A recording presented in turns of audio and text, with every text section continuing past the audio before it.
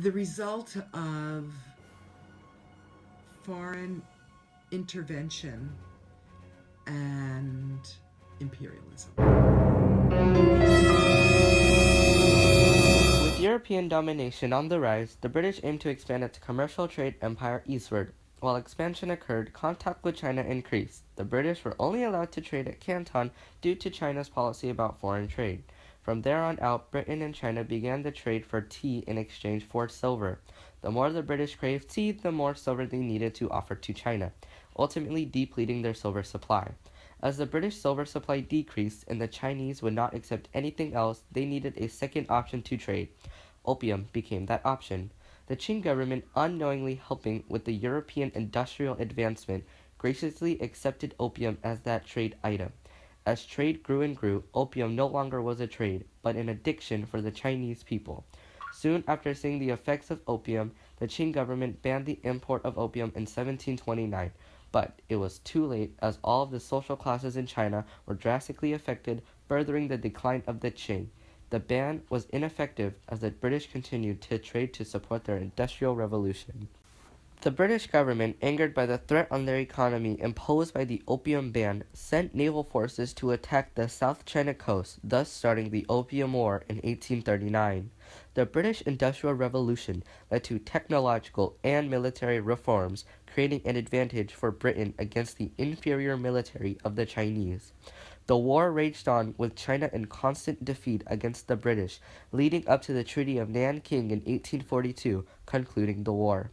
The treaty led to various significant changes for China, including the most favored nation status, which meant that any privileges that China granted to another country would be automatically extended to Britain as well. The number of treaty ports, which were cities open to foreign residents, increased. It included Canton, Xiamen, Fuzhou, Ningbo, and Shanghai. The Treaty of Nanking also led to extraterritoriality for the British, which led to the rise of Christian missionaries in China. With the increasing amount of foreigners and missionaries and their growing privileges entering China, it left the people of China in poverty and dissatisfaction, growing more and more every day. As Protestant missionaries spread their religion throughout China, Hong Xiuquan became greatly influenced by their teachings and started the Christian-inspired movement of the Taiping Rebellion. Hong Xiuquan was of Hakka descent, a population of northern Chinese who migrated to the south. The term Hakka refers to them as guests, which is how the southern population perceived them as.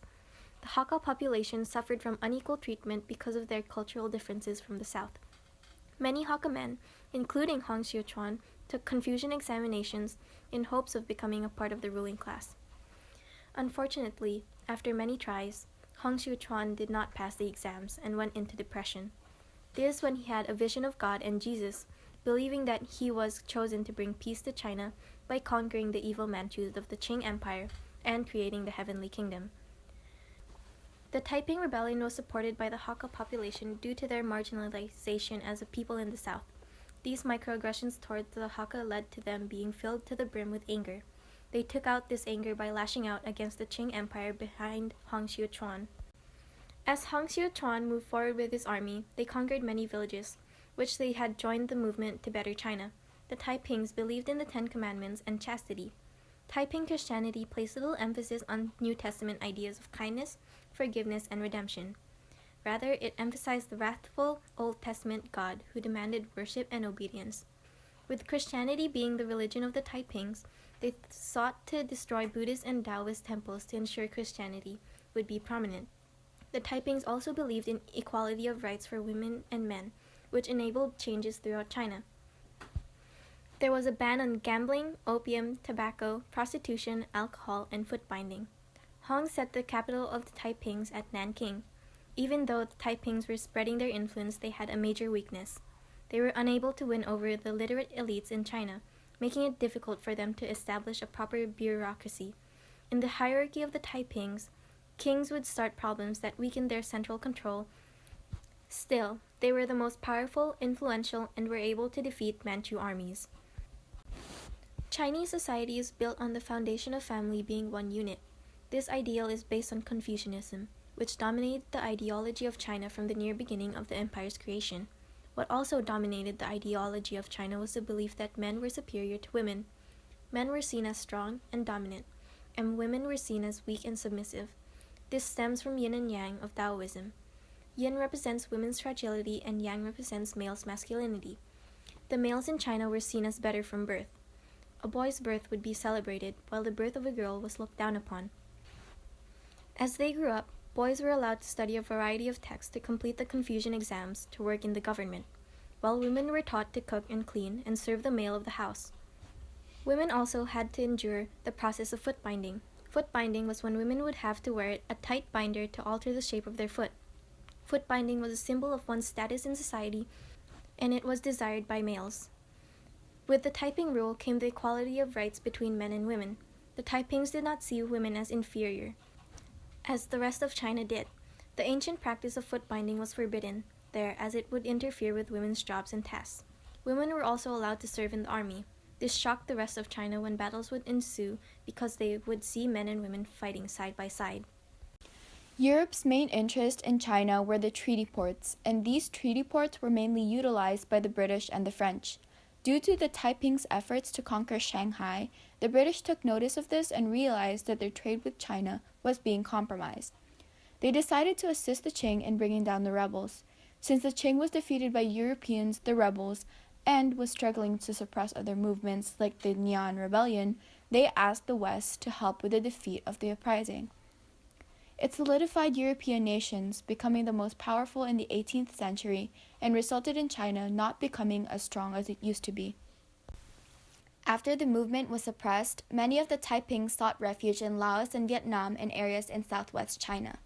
These areas soon became infected by the plague that Europeans brought to China, as what occurred in the Americas around the 13th century. Soon, due to the Taiping's need to leave China, the disease spread to areas they went to, such as San Francisco in North America. North America was already infected by the plague on the East Coast from when Europeans brought it on their voyages there in the 13th century. Now, the plague has reached both sides of North America. The Taipings also sought refuge in other Asian countries, such as India, where they went to Calcutta, an important port in the Indian Ocean trading system. Since the trade port would be affected, the plague would spread throughout its trading partners. The other Asian country was Singapore. Singapore, located beneath Laos and Vietnam, was subject to infection due to being located so close to surrounding infected countries. Finally, the plague made its way back to Europe in London. Of course, the effect was not as great as in North America and Asia due to Europe developing a strong immunity to it, as they were the first to be infected. The rebellion had started out as one that would bring peace and enlightenment to the nation, but ended up causing an annihilating blow to the population of China. Many of the deaths were caused by disease and famine. In 1864, the rebellion was brutally put down. The revolution had ended with the death of over 30 million civilians and soldiers. With the amount of deaths during the 15 years of the war, the Taiping Rebellion was named the bloodiest civil war. After the Taipings were defeated, the Qing government returned to a land that was full of disorder. The Qing had to pay the Europeans back for their defeat in the Opium and Era Wars, and also to those who aided the Qing in defeating the Taipings, adding on to the existing problems the government already had to resolve. Previous to the wars and rebellion, China had been struggling to restore their roads and waterworks, as well as their economic decline from the lack of land taxes. China was declining as they continuously had to pay back the debt they owed to Britain and the population of China, which led to the creation of the Imperial Maritime Customs Service, which ensured the repayment of debts to Britain. Therefore, the Taiping Rebellion played a significant role in ending China's isolationist perspective. The following rebellions after the Taiping Rebellion all stem from the emotions and ideas which emerged from the Taiping vision. The influx of strange new things had started in China a troublesome movement away from the old ways of their ancestors and into the Western sphere influence. After the Taiping Rebellion, China would never again be a prominent kingdom in the world. It was a product of the battle between East and West. The people of China, on the brink of joining the forming world community, took refuge shortly in their blend of traditional culture and modern idealism. The movement was a reaction against progress, more importantly, against modification. That action continues to shape the current events in China, a sign that people, not the central authority, can control China.